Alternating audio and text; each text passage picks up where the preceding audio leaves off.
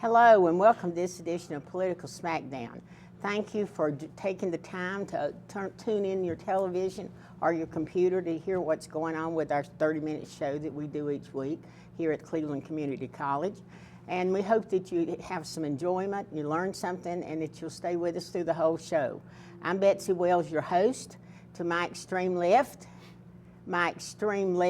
is Wes Westmoreland, former state senator. To my extreme right is Andy Dedman, former North Carolina whip, majority whip, and to my right is Mike Philbett, former mayor of Shelby. Well, gentlemen, before we get into talking about politics, something has happened in our county that I want to make sure we honor and remember Dorothy Dot Roark. Dot was a figure of a lady that came out that when I came to Cleveland County to teach, one of the first women that I met, and she always was a one that I admired and a trailblazer. Anyway, you see the picture here where she came. She was 101. She had just turned 101 when she died, but this picture was made when she came when we opened up our new facilities here at the community college. She performed many roles here at the Cleveland Community College. And she went from being a TV broadcaster down in Raleigh to marrying a local Grover, I won't say boy, man, Les Roark, and it was to our benefit for our county that they got married and she settled here. She was the media specialist here at the community college when it first opened. And you know, she envisioned a TV station. And it certainly came to be, and we would not be sitting here this morning. She will also be honored later on by the community college for the work that she did here. She was just one of those dynamic women. Mike, you probably knew her best of all the group here. Go ahead and talk about her. Well, I knew her mostly by virtue of my relationship with the former mayor before me, Les Roark in Shelby, who served on the city council a long time. And have sat in her house with him and her a time or two, years gone by. She was a remarkable lady. I didn't know a lot about her until her accomplishments until Andy and I were able to attend the dedication here of this new facility where we tape. And she was here last October and spoke a few words and did it well. Certainly had a long and accomplished life, and she'll be missed not only by her family but by the community. May she rest in peace, and thank the Lord for her contributions to our county. All right, Andy? Well, I didn't really know Dot as well as I knew Les. And I couldn't really add a whole lot to what Mike is saying, because when we were here for that, and they were honoring her, I'm looking right now, we've got a very nice plaque of her with a picture of her on a wall here. We see her every week we're here. But it's a great thing what she has done for this community college over the years, and she will be missed. All right, Wes. Well, Betsy, I probably knew her least of everybody, but what a legacy she left in 101 years, and just a significant person in the history of Shelby and Cleveland County, and certainly in C-19. And in 1992, when the Cleveland County Commission for Women decided to have a banquet and to pick distinguished women throughout the county who had added so much to our county and to our citizenship and to the women of Cleveland County, and she was one of the very first of the group to go in. And she always came to the banquets every time, as long as she was able. She also was instrumental and was on the first board of the Hospice of Cleveland County, and was also on the board of the Cleveland County Abuse Prevention Council. She worked in her church, she worked in her community, and during the Korean War, she was served in the Air Force for women. So like I said, her husband Les grew up with my father-in-law in Grover, and they were always very close friends. But I knew Dot working through women's organizations and Food for Children, and she always had a smile on her face, and she always had something good to say about anybody.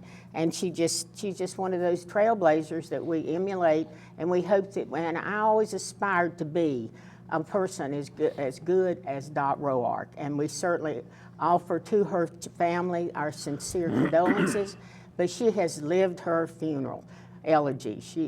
What do you, they probably could talk about Dot for 2 or 3 hours today at the service. But again, Dot, thank you for being a part of our community and our county. Now moving on, let's start with Cleveland County first today, y'all. Let's see, the school board. Let's go to the school board meeting that they had this past week. We haven't talked about the school board lately. Not that they don't meet frequently and move on and run our county schools, public school system. So Andy, you want to kick us off? What happened at the school board meeting? Oh, it was like a WWE match for sure.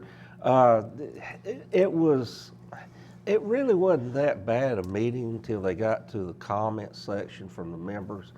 And Danny Blanton has said that he wanted to have some type of reprimand on Ron Humphreys because Ron had an editorial in the Shelby Independent a couple months ago talking about his position on the school calendar. Well, Danny is of the opinion that violates their rules of talking to the press, and that it is supposed to be just the chair or the superintendent. And he said since he had been censored, and I believe Mr. Grigg had been too at the same time, that he felt like he tried to direct the attorney to feel that they needed to draw up some papers that would reprimand or censor Ron Humphreys for that. And it got real heated after the meeting. Regardless of what anybody says, there wasn't a fist fight. There wasn't? There was not a fist fight. Okay. I don't know where that got started. Well, you know how the rumor mill goes. Well, it does. I mean, my understanding is, and I've talked to a couple school board members, what happened. I wanted to make sure I had all the who did what, where, and when right.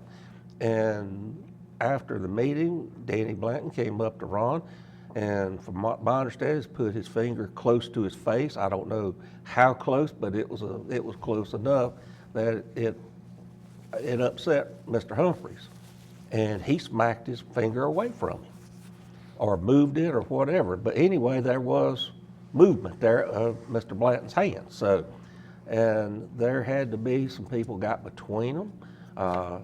It was a lot of words exchanged, and I think it was B. West things wouldn't be. Some people say Sunday school words. I really don't think there's any of those used. It's pretty heated, and I just want to editorialize just a little bit before we move on. I think it's shameful that we can't have a functioning school board, and there is such disharmony in this board. And it makes you wonder, how long can some of these folks stay with this, that they want to do something? And it doesn't have anything to do with them all being Republicans. I know most of them, and they're fine folks, and they really want to try to do the right thing. But you have a dysfunctional board because there is so much, might as well say hatred for some have for the other ones. And it's how can you put an example to the students of this system if you can't, the people that are running it can't even get along? And if we ever needed an intervention, they need one. And I don't know what the answer is. I really don't at this point. We've got an election coming up. It's going to be decided in the primary, basically, and it's going to be tough.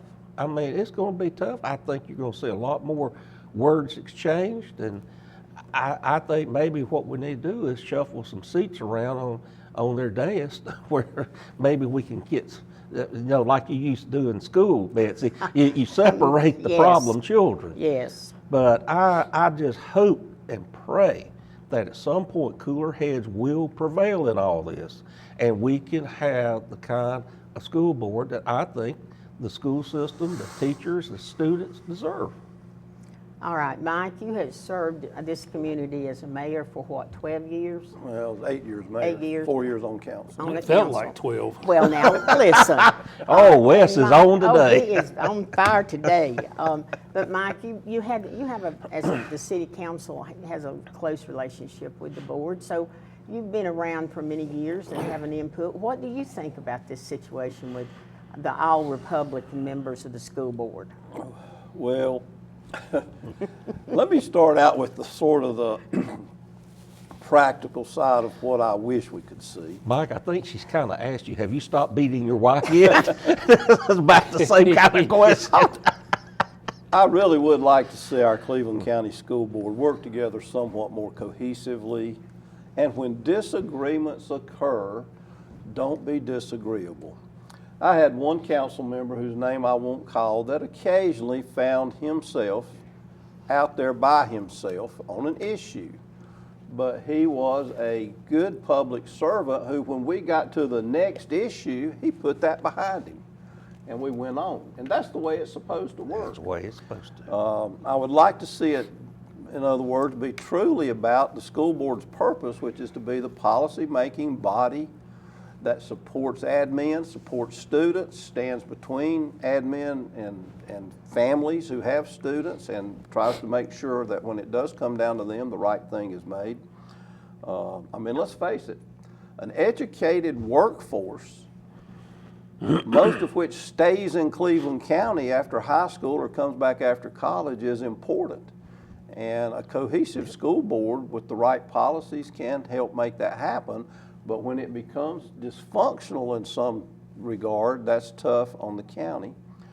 I've always said that if anybody has a personal agenda, or if they're a one-issue person, that's usually not somebody I can support privately. So that's not into the personalities, but I think that is very much what is needed in a better way on our school board. As far as this latest incident, Andy, you're referring back to the 2023 senior fracas at Burns High School, where there was some damage done and it did cost some money, and where Mr. Grigg and Blanton did whatever, either they were called by the media or they called the media, whatever happened, and they did speak.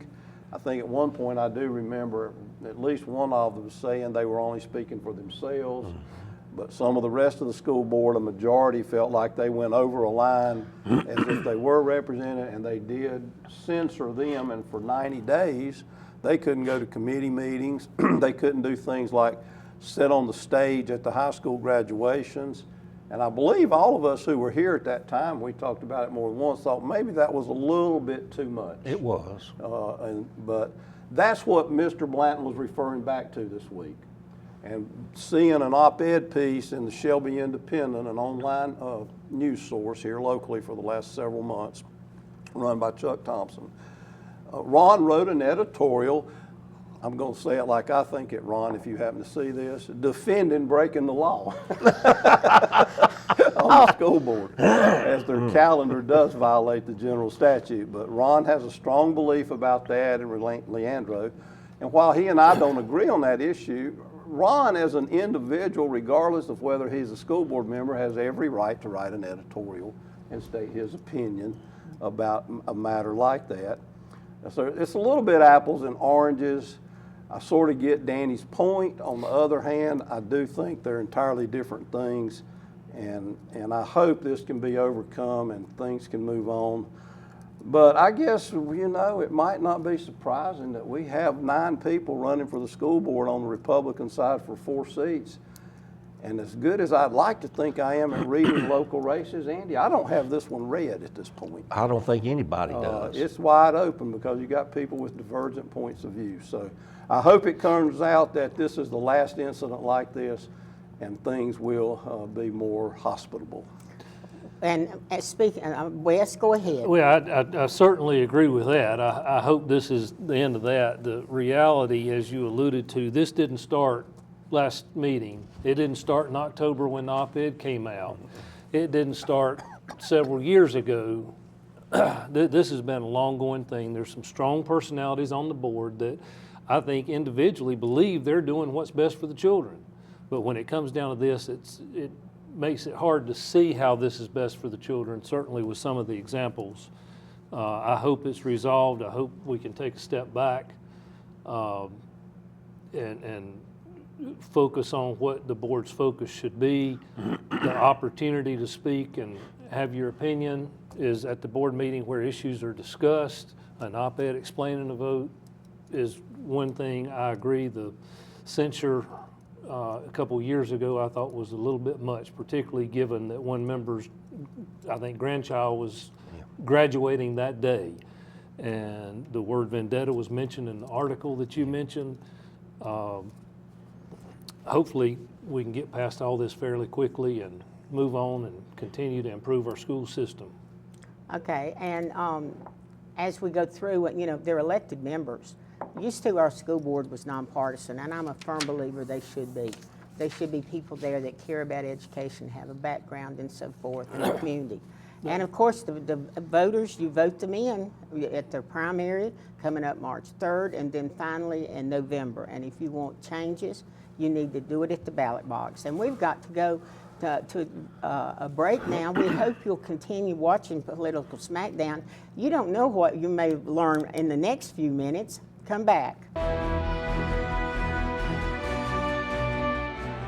Chef Paul Prudhomme once said, "You don't need a silver fork to eat good food." Well, on Cleveland County Kitchen, we don't have a silver fork, but we sure do serve up lots of good food. Hi, I'm Deborah Blanton. I hope you'll join me for the next Cleveland County Kitchen. Each month, we offer a complete farm-to-table experience. We visit local growers, we learn about nutrition, and wrap things up with wonderful meals prepared by our guest chefs. It's a lot of fun. I hope you'll join me for the next Cleveland County Kitchen.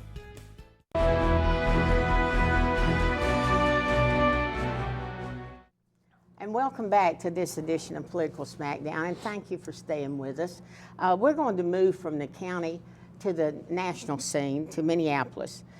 First, we're going to talk about that situation with ICE, where an ICE agent killed a woman last week, which has sparked outrage and protests throughout the country. The attack methods, their apparel, their lack of identification, use of extreme force by these ICE agents have sparked debate and criticism from the cities that they've been assigned to. Citizens have questioned their training, their racial biases, and yesterday another citizen was killed. Trump is calling the situation an insurrection. No, we know what an insurrection is. That was January 6th, a few years ago. But where is this situation going to lead? Wes, start us off. Solve all the problems of Minneapolis, Wes. If you just listen to me. in your written And follow you. in the written question, you mentioned training and apparel. Betsy, do you think they ought to wear red gingham and carry shepherd's crooks to keep people in line? Or maybe better yet, we send Andy and Barney with one bullet. And that's not me. No, it's not you. You've probably got more than one bullet, Andy. No, but this isn't Mayberry. This is serious business. It is, it really is. Renee Good's death was unfortunate and maybe unnecessary, I will acknowledge.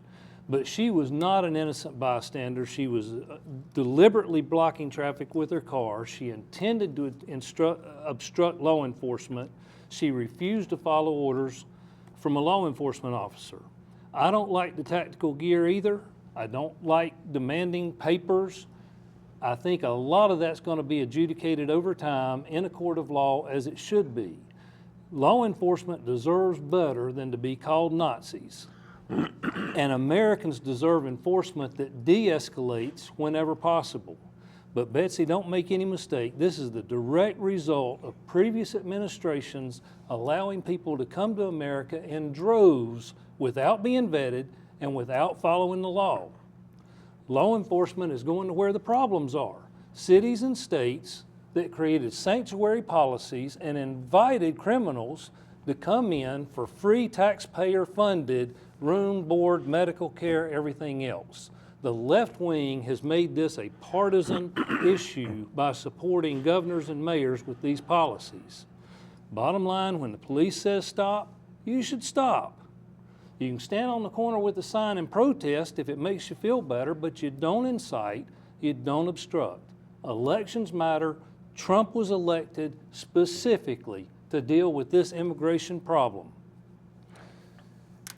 We Are you should through? de-escalate, no Okay, ma'am. sorry. We should de-escalate, but no law enforcement should have to put up with the insults, being spat upon, profanity, and certainly not obstruction and ambushes like we've seen this week. So expect them to react strongly when that happens. Your question was, where does this go? Expect it to continue. All right, Andy. Oh, Andy, just go right ahead and straighten Wes out. Wes. Wes. Here's the thing of it.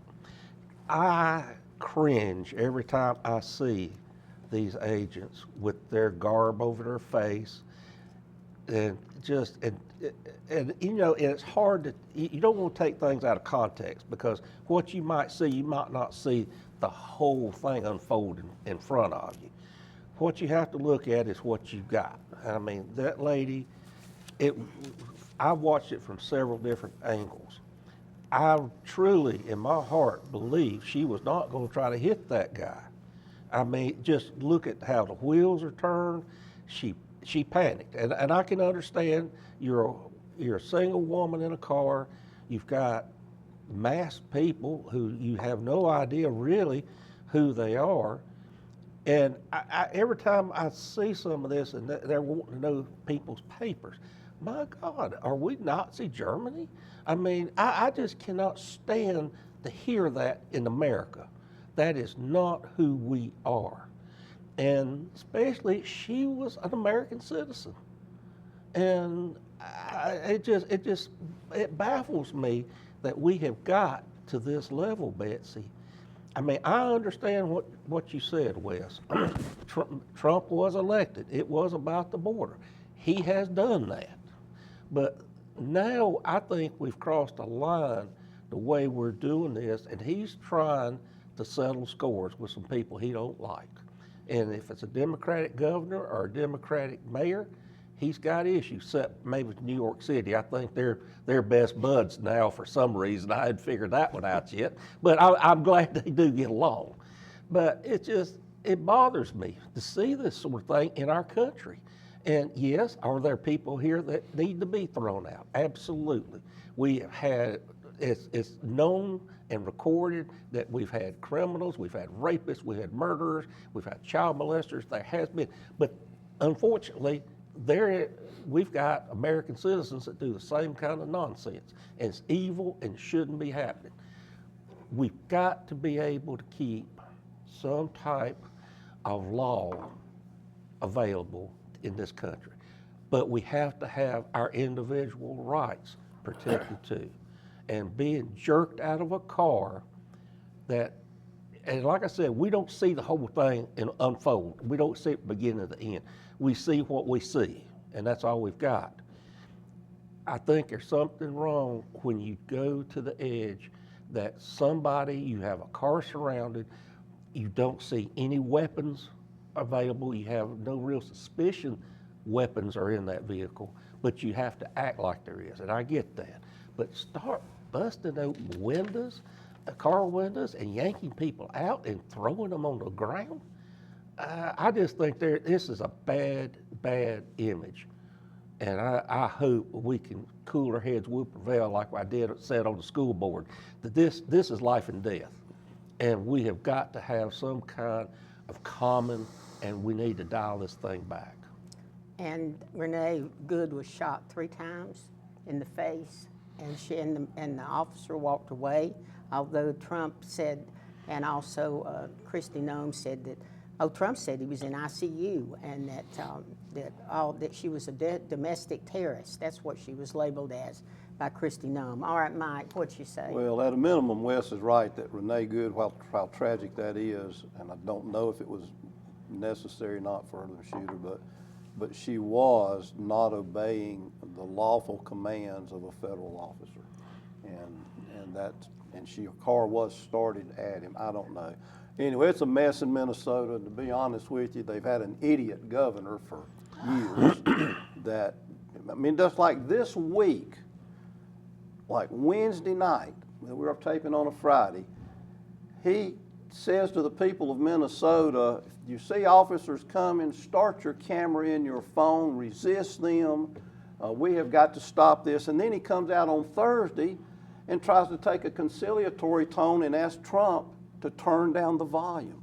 How in the world do you say one thing one night to rouse it up, and the next day you ask somebody else to calm it down? It's called Damascus Road Experience, Michael. Yes, yes. Well, there's one or two things that's going to come out of all this that's going on. And that's what we were talking about. Rioting and criminality at the behest of Democrats in blue-run cities and states is going to be normalized, or we're going to have law and order, compliance with our federal officers, and clear lines to be developed about what we will tolerate when it comes to crime. One of those two is going to be the outcome. And it may be, Betsy, that the invoking of the Insurrection Act has to happen. The military may have to be used to put this down because the left understands nothing but force and power. That is not true, Mike. is absolutely Mike, true. Mike. And those people there that may be taping those police, those ICE officers, that were, and when they jerk them around and treat people so abominably, it's not, the Democrats are not asking that happen. But anyway, we'll talk more about this later on, y'all. Then there's more to this. Let's move on. Let's get one more question done. Now to North Carolina. We're less than 2 months out from our March 3rd primary. The two probable candidates for the U.S. Senate will be Democrat Roy Cooper and Republican Michael Whaley. What are the polls saying? What about mounts and fundraising? Early voting will start February the 12th. How's the primary shaping up? All right, Wes, quickly. I'll be quick. No surprise that Cooper's leading, the Gastonia native Michael Whatley. GOP primary, Whatley's burning a lot of money. Michelle Morrow is positioned to be a spoiler as she did with the Secretary of Education. Don Brown's going to receive a lot of support, but watch September after the primary and see how much money goes in after those late polls come out, and watch. Cooper will not be allowed to portray himself as a moderate Democrat. We saw the illegal driver's licenses for truckers under his administration just came out, and we're well aware of the poor handling of the Matthew and Florence hurricane relief. That's going to be a major issue. All right, guys, let's just jump to the lightning round. We can come back and talk about the polls later on. All right, Andy, what have you got for your lightning round? Well, this is, I thought was interesting, that this is talking about the tariffs. It seems that China has set a new trade surplus yesterday of $1.2 trillion for 2025. So evidently they're selling their stuff. If the tariffs are too high here, they're selling it somewhere else.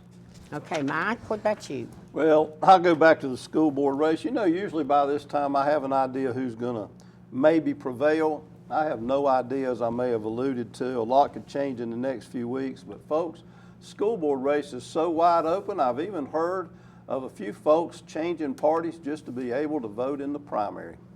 Okay, Wes? Well, since being arrested by Donald Trump, polling now shows that Nicolas Maduro is now polling third in the Democratic presidential primary. Oh, well, what, I want to laugh. My lightning round pertains to the Buddhist monks that are walking from peace from Texas to Washington, who came through Rock Hill and Charlotte. And my granddaughter and my daughter went to stand and see them go by. It's nice to see a peaceful demonstration and to walk all how many miles? 1,600 miles when they get through. Well, we've had fun with you today. I hope you've learned something, and come back next week for Political Smackdown.